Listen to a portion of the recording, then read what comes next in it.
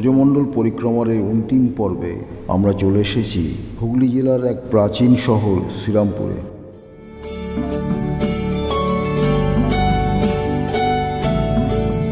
প্রথমে আমরা গিয়েছিলাম তারাতীর্থ আশ্রম এবং শ্মশানকালী মাতার দর্শন করতে। সেখান থেকে রাধাবল্লভ ঘাটের ধারে মা গঙ্গার দর্শন করে এখন চলেছি শ্রীরামপুরের বিখ্যাত এবং অতি প্রাচীন মন্দির রাধাবল্লভজিউ মন্দির দর্শন করতে।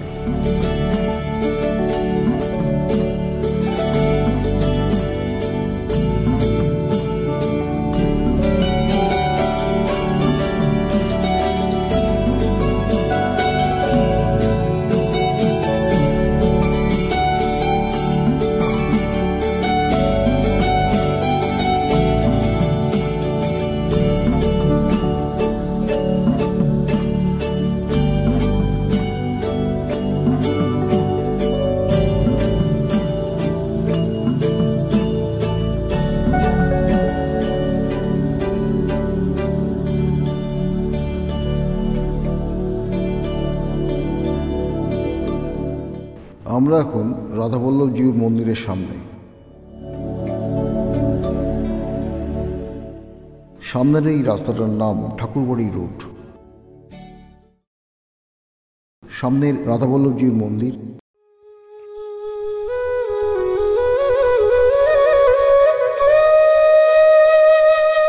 ঢোকার মুখেই রাধাবল্লভজিউর প্রতিষ্ঠাতা রুদ্ররাম পণ্ডিতের সুদৃশ্য স্মৃতিসৌধ।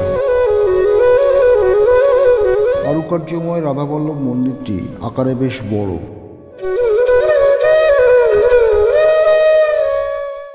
এই মন্দিরটির উচ্চতা প্রায় 60 ফুটের মতন।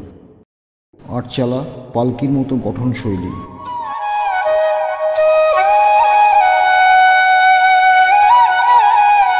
মূল মন্দিরের সামনে বিরাট উঁচু বারান্দা।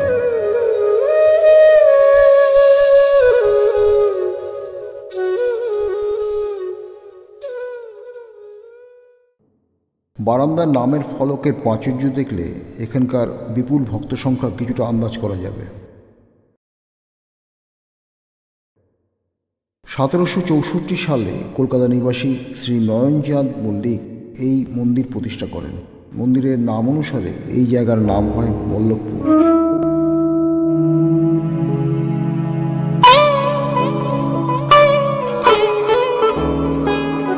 গর্ভগৃহে রয়েছেন রাধাবল্লভ এবং রাধারানী। রাধাবল্লভের বিগ্রহটি কষ্টিপাথরের, অনন্য অসাধারণ সুন্দর। রয়েছেন জগন্নাথ, বলভদ্র এবং সুভদ্রা দেবী।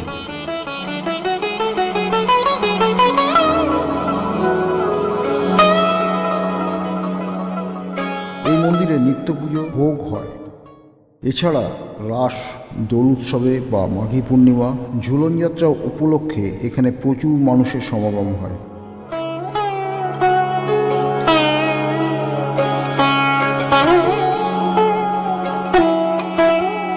বল্লভপুরের রাধাবল্লভজিউর ইতিহাস অতি প্রাচীন।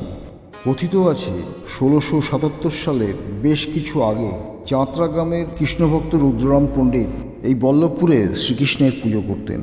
তার পূজায় সন্তুষ্ট হয়ে ভগবান তাকে গৌড়ের সুলতানের প্রাসাদ থেকে নির্দিষ্ট পাথর এনে কৃষ্ণমূর্তি তৈরি করতে বলেন। ভক্ত রুদ্ররাম ভগবানের নির্দেশে তাই করলেন। ওই পাথর থেকে 3টি কৃষ্ণমূর্তি তৈরি হলো। একটি প্রতিষ্ঠা করেন উত্তর 24 পরগনার নীলগঞ্জের সাইবনে নন্দদুলাল নামে, অন্যটি খর্দায় রাধা শ্যামসুন্দর নামে, আর সবচেয়ে বড় বিগ্রহটি এখানে রাধাবল্লভ নামে।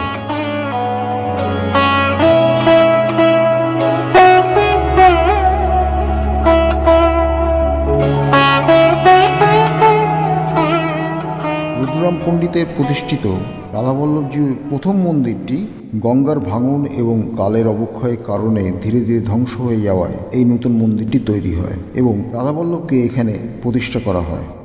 তবে পুরনো মন্দিরটিতে এখন পুনর্গঠনের কাজ চলছে।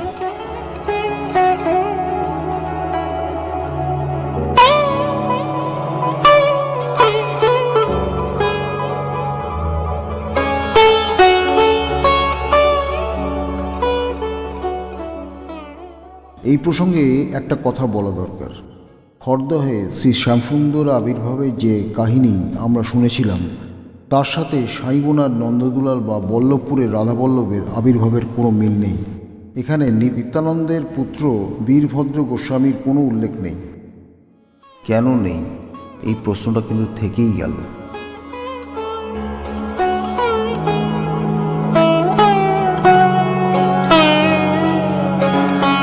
এখানে ভোগের প্রসাদ পেতে গেলে একদিন আগে কর্তৃপক্ষকে জানাতে হবে। প্রতিদিন ভোগ পাওয়া যায়? প্রতিদিন ভোগ পাওয়া যায়। আচ্ছা, কি নাম টাম লেখাতে হয়? হ্যাঁ, আগে থেকে তো একটু বলতেই হবে, না বললে তো পাওয়া মুশকিল আছে। আপনি আছেন? হ্যাঁ, দায়িত্বে আছেন। আগের দিন ফোন করবেন, দুদিন আগে ফোন করবেন, পেয়ে যাবেন। আচ্ছা, 100 টাকা, 150 টাকা, 60 টাকা, 70 টাকা যেরকম ভোগ হয় আয়োজনের উপর নির্ভর। আচ্ছা আচ্ছা, আমি আপনার সাথে কন্ট্যাক্ট করলে আপনি? আমি তখনই বলে দেবো আপনার কত কি। ঠিক আছে ঠিক আছে।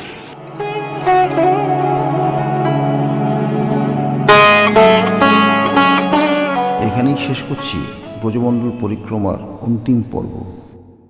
শেষে সেই কথাটা আবার বলি, যদি আমাদের চ্যানেলের কাজ আপনাদের ভালো লেগে থাকে তবে চ্যানেলটিকে সাবস্ক্রাইব করবেন, লাইক ও শেয়ার করবেন।